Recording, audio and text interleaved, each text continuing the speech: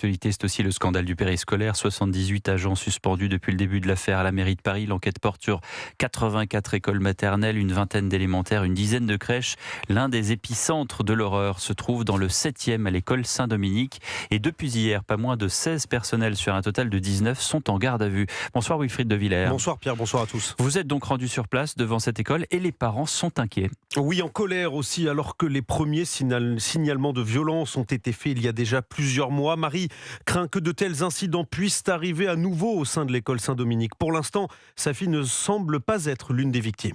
J'en ai parlé, j'ai commencé à poser quelques questions. A priori, ça a l'air d'aller, mais c'est quand même toujours déroutant pour eux d'avoir un certain nombre d'animateurs qui sont changés. Des animateurs du périscolaire et des SACEM, les agents spécialisés des écoles maternelles. 12 ont été suspendus après les premiers signalements en février dernier, mais l'un d'entre eux travaillait toujours au contact des enfants hier encore. La SACEM qui a été mise en garde à vue hier matin, qui était encore en poste, savoir qui c'est, et pour pouvoir poser aussi des questions à nos enfants. Pour savoir s'ils ont été en contact avec cet agent. Marie, elle aussi se pose beaucoup de questions, toujours sans réponse. Savoir qui exactement est incriminé. Alors on a des idées, mais c'est toujours des on-dit, pour quel motif et sur combien d'enfants. Si elles vont être condamnées, s'il va y avoir une mise en détention provisoire, pour quel fait, à quelle hauteur, pour quelle gravité.